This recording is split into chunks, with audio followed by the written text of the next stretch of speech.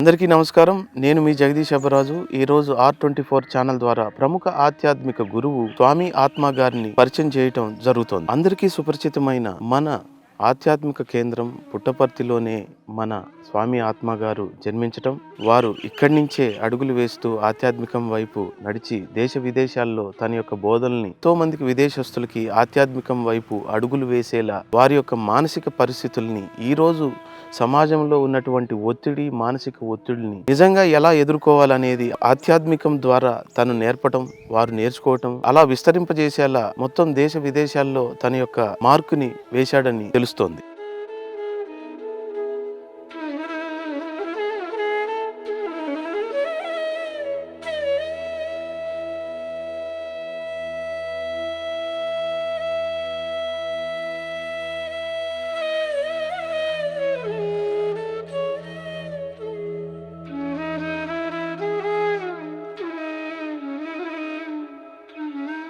నమస్కారం స్వామీజీ. నమస్కారం. నమస్కారం. సర్వజన సుఖినో భవంతు. చెప్పండి స్వామి. నేను ఉదయం నుంచి చూస్తున్నాను, చాలా ఆశ్చర్యకరంగా ఉంది.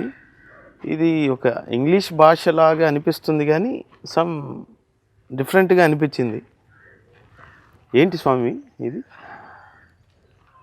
ఇది ఏం లేదండి, సత్సంగ్స్ అండ్ దర్శన్స్ అని చెప్పేసి అది జర్మన్ భాషలో ఉంది. ఓకే, జర్మనీ అండి. అది అక్కడ జర్మనీలో అనమాట. అక్కడ నా స్కూల్ ఉందండి, అక్కడ yoga school. Okay.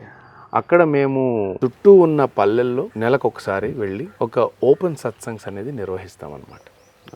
Satsangs and దర్శన్స్. Okay. ఆ ఓపెన్ సత్సంగ్స్ అండ్ దర్శన్స్ నిర్వహించినప్పుడు చాలా వందల మంది అక్కడికి వచ్చి మా ఆధ్యాత్మిక సత్సంగాల్లో పాల్గొని వాళ్ళకున్న ప్రశ్నలను అడిగి మేము చెప్పే సమాధానాలతో వాళ్ళు వాటిని నివృత్తి చేసుకుంటారనమాట. ఓకే. నేను అక్కడ ధ్యాన పద్ధతులు, కొన్ని ఆధ్యాత్మికమైన సూచనలు, వారి జీవితాల గురించి చెప్తూ ఉంటాను.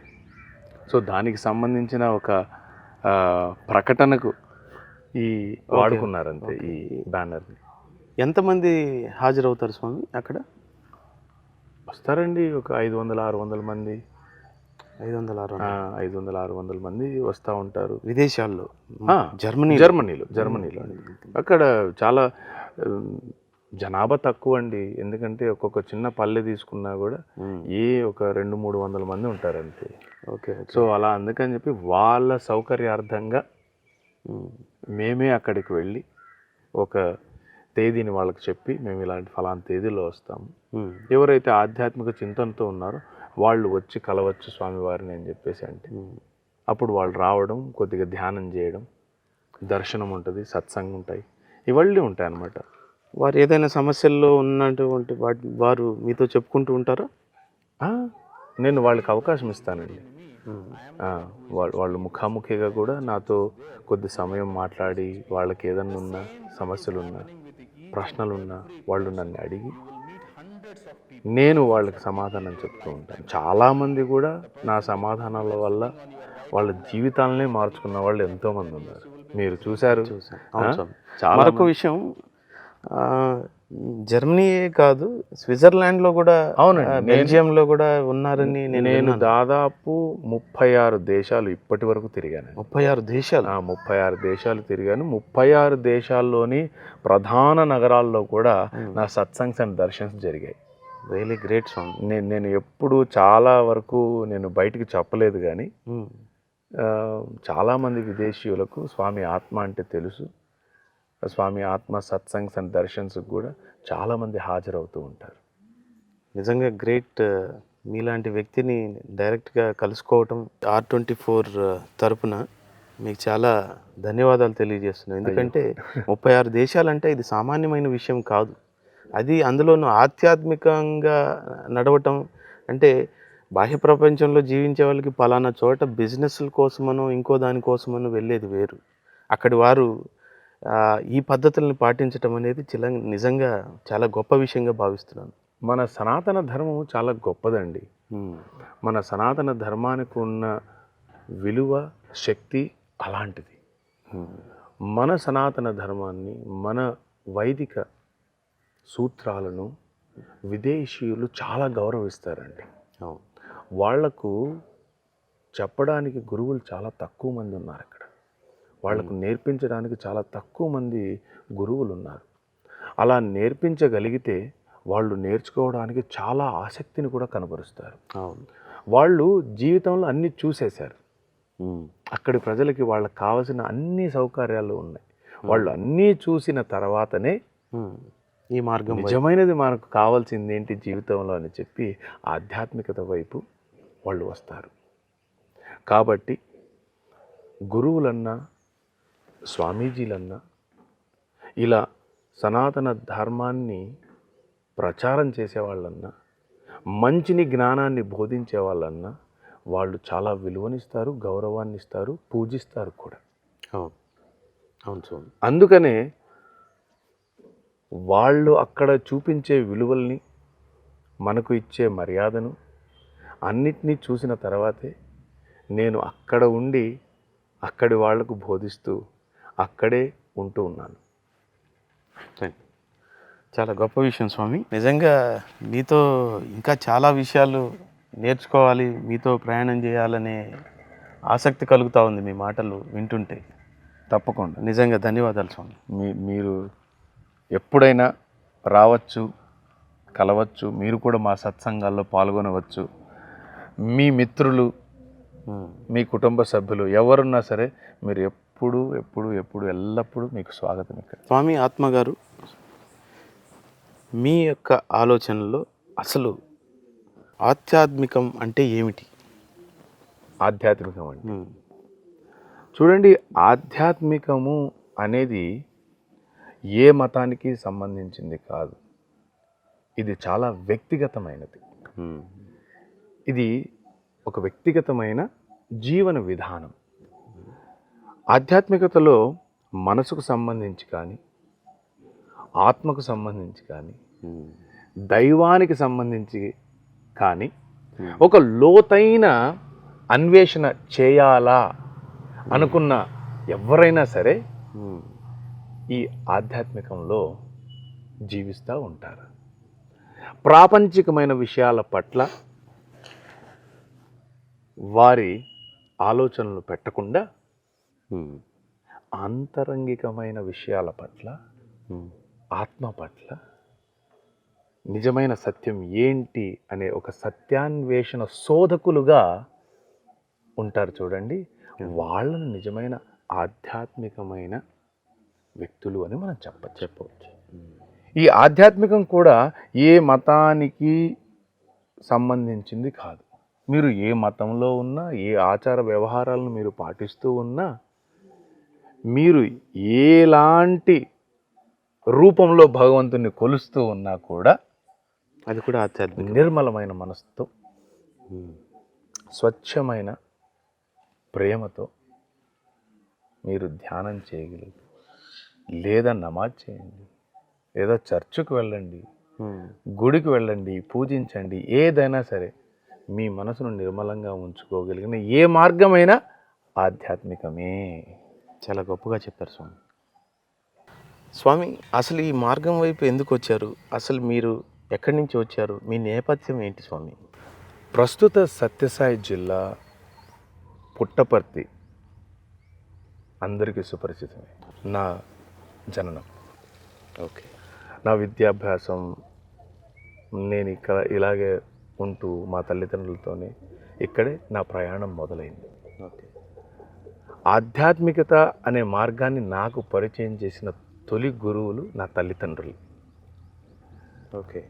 మా నాన్నగారు ఆధ్యాత్మికతలో చాలా ఉన్నతంగా, ఆయన ఎన్నో అనుభవాలు, ఆయనతో పాటు ఆయన మిత్రులు అవ్వనివ్వండి, ఆయన శిష్యులు అవ్వనివ్వండి, వాళ్ళు ఎల్లప్పుడూ మా ఇంటికి వస్తూ పోతూ ఉండేవారు అన్నమాట. ఓకే. వాళ్ళు చేసుకునే చర్చలు కానీ, సత్సంగాలు కానీ, వాటిని అన్నిటినీ చూస్తూ నేను పెరిగాను. సో దాని ప్రభావం నా పైన ఎక్కువగా ఉండేది. నా మార్గానికి అది ఒక తొలి మెట్టు అనుకోండి.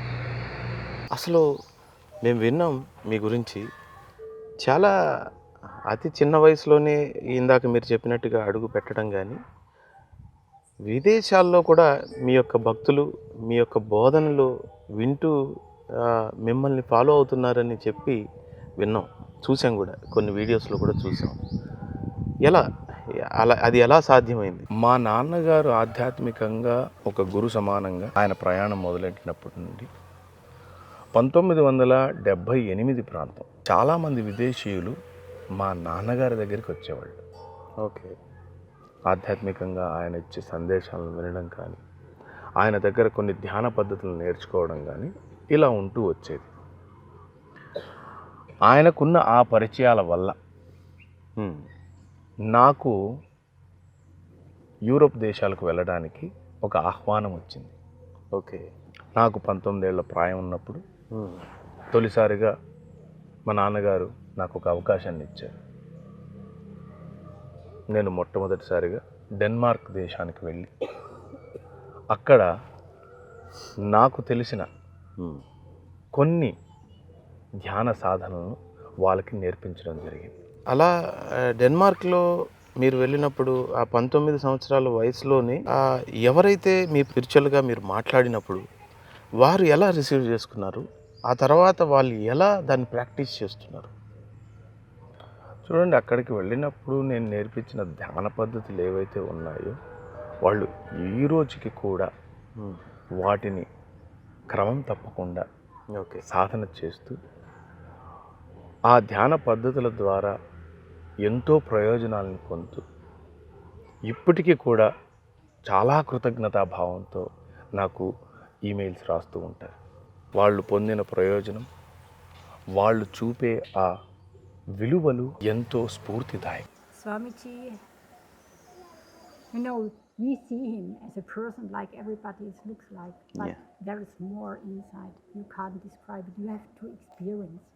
మన దేశంలో ఉన్న ఆధ్యాత్మిక సంపద ఏదైతే ఉందో దాని నుండి నేను అక్కడికి తీసుకువెళ్ళింది ఒక రవ్వంత మాత్రమే.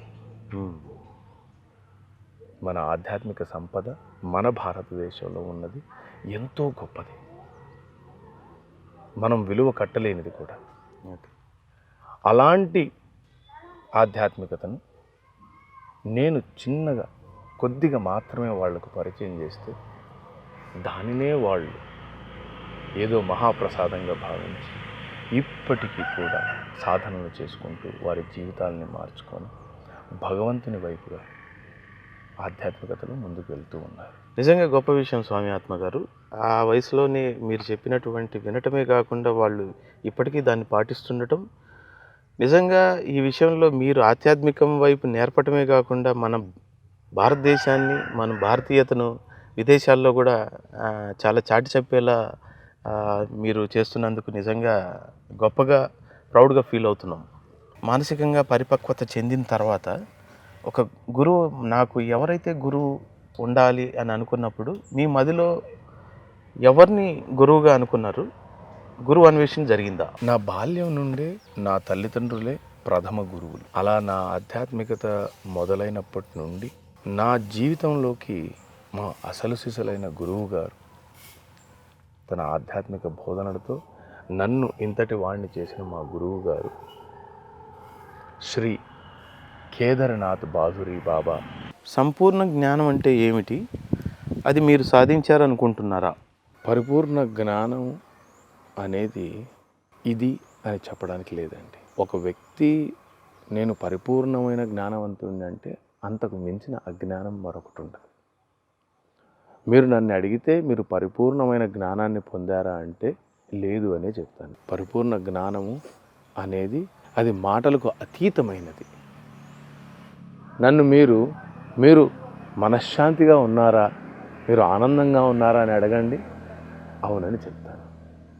పరిపూర్ణమైన జ్ఞానం అనేది ఎవరి వల్ల కాదు, అది అసాధ్యం. ఎవరైనా ఉంది అన్నారంటే అది అజ్ఞానం. మీరు ఎలాంటి బోధనని ప్రాధాన్యత ఇస్తారు? ఎలాంటి ప్రక్రియల్ని మీరు బోధిస్తున్నారు? సనాతన ధర్మాన్ని ప్రతి వ్యక్తి ఒక యోగి మాదిరిగా జీవించాలని అంటూ ఉంటారు. మన సనాతన ధర్మంలో కూడా యోగి ఉన్నతమైన జీవిత ప్రమాణాలతో తన జీవితాన్ని క్రమశిక్షణతో భగవత్ చింతనతో నింపుకొని జీవిస్తాడు.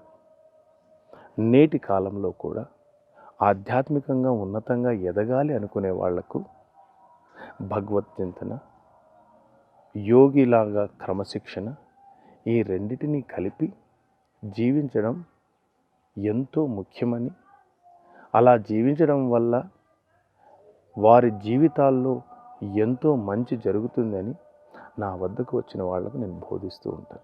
బోధనల విషయానికి వస్తే ప్రతి గురువు వారికి తెలిసింది, వారికి నచ్చిన విధానంలో బోధనలు చేస్తూ ఉంటారు. నా వరకు వస్తే నేను భగవంతుని మీద భక్తి కలిగి ఉండమని అందరికీ బోధిస్తూ ఉంటాను. మరియు అలాగే సేవా దృక్పథాన్ని పెంచుకోమని బోధిస్తూ ఉంటాను. ఆధ్యాత్మికమైన సాధనలు ఎంతో నేటి యువతకు అవసరం. మరియు ఆరోగ్యం పట్ల శ్రద్ధ ఉండాలి. వీటన్నిటినీ సమ్మిళితం చేసి నా సత్సంగాల్లో యువతకు కానీ, ఆధ్యాత్మికంగా ఎదగాలి అనుకునే వాళ్లకు కానీ నా జ్ఞానాన్ని పంచుతూ వాళ్ళని సన్మార్గంలో ముందుకు తీసుకోవడానికి నేను బోధిస్తూ ఉంటాను.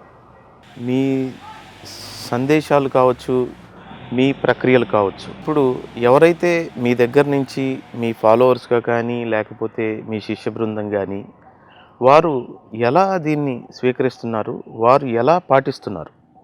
ఇటువంటి ఆధ్యాత్మికమైన బోధనల వల్ల అక్కడి ప్రజలకు, ఎవరైతే ఈ ఆధ్యాత్మికమైన సాధనలు చేస్తున్నారో వారి రోజువారీ జీవితాల్లో ఎంతో ఒత్తిడి నుంచి విడుదలైనట్టుగా వాళ్ళు నాకు చెప్తూ ఉంటారు. ప్రత్యేకించి వాళ్లకున్న దురలవాట్లకు దూరం అవ్వడం కానీ, వాళ్ళల్లోని ఏకాగ్రత పెంపొందించడం కానీ, వాళ్ళల్లో ఉన్న ఆత్మస్థైర్యాన్ని పెంపొందించడం కానీ ఈ ఆధ్యాత్మిక బోధనల వల్ల సాధ్యమవుతుంది. ఒక చిన్న ఉదాహరణగా చెప్తాను. నేను ఒక 5 సంవత్సరాల క్రితం ఒక వ్యక్తి నా దగ్గరికి వచ్చి, తను ఎంతో జీవితంలో దురలవాట్లకు బానిసై మొత్తం కోల్పోయి చాలా ఒక దీనమైన స్థితిలో నా వద్దకు వచ్చాడు. వచ్చి అడిగాడు, స్వామి నాకు బ్రతకాలని లేదు, చనిపోవాలని ఉంది, నేను మొత్తం కోల్పోయాను అని జీవితం పైన ఆశని వదిలేసుకున్నాడు. అటువంటి వ్యక్తి ఇవాళ ఈ బోధనల వల్ల ఈ యోగి జీవితాన్ని ప్రారంభించి ఇవాళ మళ్ళీ తను పుంజుకొని పరిపూర్ణమైన ఆరోగ్యవంతుడిగా ఒక చక్కటి జీవితాన్ని జీవిస్తూ ఉన్నాడు. నేను పేరు చెప్పను కానీ ఆ వ్యక్తిని మీరు కూడా కలిశారు. సో అలాగా ఈ ఆధ్యాత్మికమైన సాధనలు క్రమశిక్షణతో సాధన చేయగలిగితే జీవితాన్ని మనకు కావాల్సినట్టుగా మనం మలుచుకోవచ్చు, మార్చుకోవచ్చు కూడా. రైట్.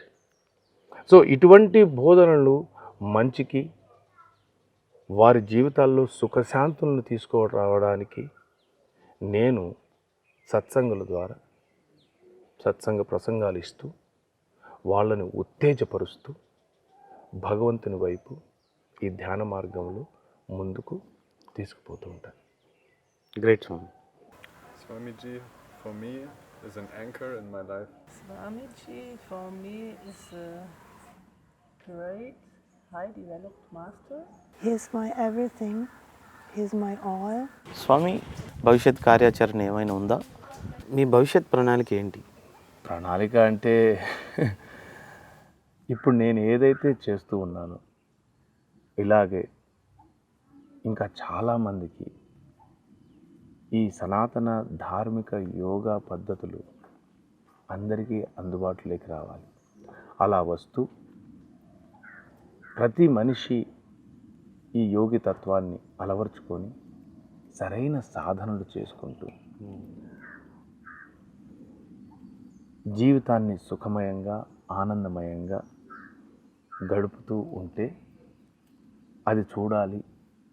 చాలామందిని, వేల మందిని, లక్ష మందిని ఆనందంగా, ఆరోగ్యంగా చూడాలన్నదే నా జీవితాశయం. దానికోసం ఈ దేహంలో ప్రాణం ఉన్నంత కాలం నలుగురికి మంచిని బోధిస్తూ, నలుగురికి మంచిని చెబుతూ, నలుగురికి సహాయపడుతూ, నవ్వుతూ నవ్విస్తూ అలా గడిచిపోవాలన్నదే నా జీవిత లక్ష్యం. ఆల్ ది బెస్ట్ స్వామి. మీ ప్రయత్నాలన్నీ కూడా సఫలం అవ్వాలని కోరుకుంటున్నాను. నాకు ఎన్నో సందేహాలు ఉన్నాయి. నేను అడగదలుచుకున్న ఒక సందేహాన్ని ఒక ప్రశ్న ద్వారా మిమ్మల్ని అడుగుతున్నాను. ఏమిటంటే చాలామంది ఆధ్యాత్మిక చింతనలో ఉన్నవాళ్ళు శక్తి గురించి మాట్లాడుతుంటారు. తనలో తాను శక్తిని ఎలా తెలుసుకోవాలి, ఆ శక్తిని ఎలా ఆధ్యాత్మికం వైపు నడిపించాలి అంటే మీరే దాని యొక్క సమాధానం. తనలో ఉన్న శక్తిని తాను తెలుసుకోవటం ఎలా ఎలా క్రమశిక్షణతో కూడిన జీవితంలో యోగి కొన్ని ధ్యాన పద్ధతుల ద్వారా తనలో ఉన్న చక్రాలను మేలుకొల్పుతాడు. యోగి తనలో ఉన్న శక్తిని తాను అనుభూతి పొందుతాడు. ఆ అనుభూతి మాటలకు అందని. అటువంటి శక్తిని మనం అనుభవించినప్పుడు అది ఎంతో హాయిగా మన మనసుకు ఎంతో ప్రశాంతతను కలుగజేస్తుంది. అటువంటి ప్రశాంతతను మనలో అనుభవించినప్పుడు మనకు మాటల్లో చెప్పలేనంత హాయి కలుగుతుంది. అది దైవానుగ్రహం ఉంటేనే అది సాధ్యం. దీనికి చాలా మీరు చెప్పిన విధంగా చాలా నిబద్ధత అవసరం. పట్టుదల, క్రమశిక్షణ కలిగి మన జీవితంలో మనము సాధన చేయగలిగితే ఇటువంటి అనుభూతులన్నీ మనకు కలుగుతాయి. యోగి తన జీవితంలో తాను తప్పకుండా ఏది మరచినా తన యోగి సాధనలను మాత్రం మర్చిపోకూడదు.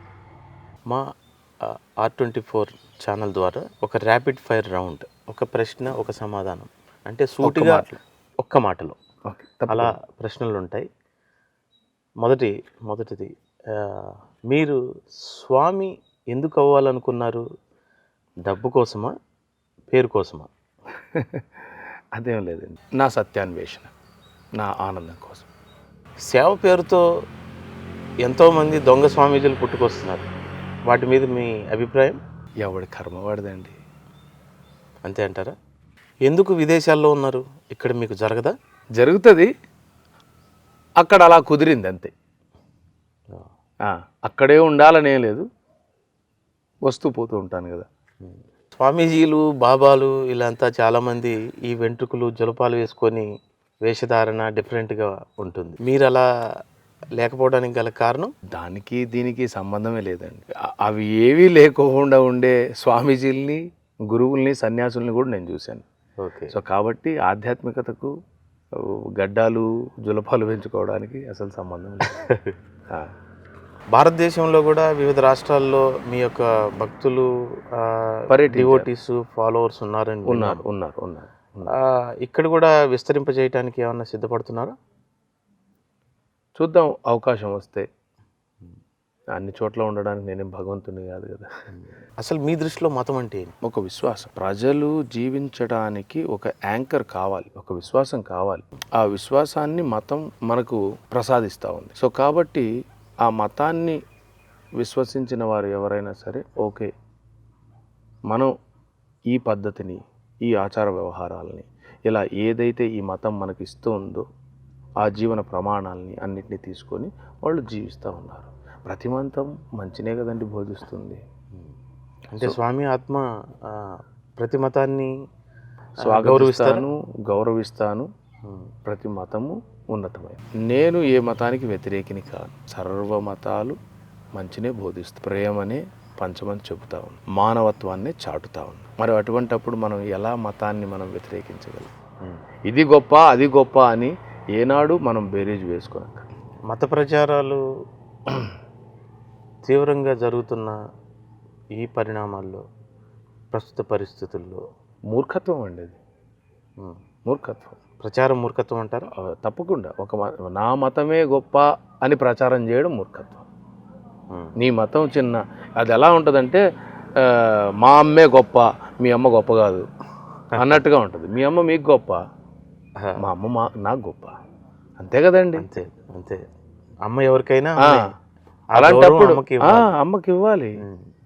నేను మీ అమ్మకు గౌరవాన్ని ఇస్తే మీరు మా అమ్మకు గౌరవాన్ని ఇస్తారు కదా. అంతే. సో అలాగా నా మతమే గొప్ప అని ప్రచారం చేసుకోవడం మూర్ఖత్వానికి సూచిక అని నేను అంటాను. స్వామి, చాలా ధన్యవాదాలు. మీరు మాకు ఈ అవకాశం ఇచ్చి మాకు ఈ సమయం కేటాయించి ఈ మంచి విషయాల్ని మాకు మా ప్రేక్షకులకు తెలియజేసే విధంగా ఈ ఆధ్యాత్మికం గురించి తెలుసుకున్నందుకు ఈరోజు చాలా ఆనందకరంగా ఉంది. మరొకసారి ధన్యవాదాలు. మీకు మీ R24 యాజమాన్యానికి నా హృదయపూర్వక శుభాకాంక్షలు మరియు ధన్యవాదాలు. మీకు విజయం చేకూరాలని, మీరు ఎంతో ముందుకు వెళ్ళాలని మనస్ఫూర్తిగా కోరుకుంటూ ఉన్నాను. ధన్యవాదాలు. సర్వే జన సుఖినో భవంతు. ఇది మనం ఈరోజు తెలుసుకున్న ఆధ్యాత్మిక విషయాలు, స్వామి ఆత్మ గారి గురించి, వారి విషయాలు, వారి బోధనలు మరియు ఆధ్యాత్మికం గురించి ఆయన విషయాలను ఎంతో బోధిస్తున్న విషయాలని మనం ఈరోజు తెలుసుకున్నాం. ధన్యవాదాలు.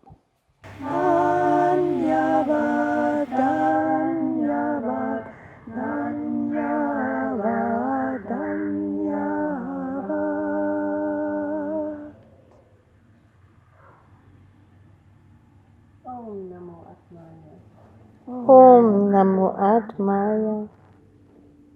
Together We are powerful.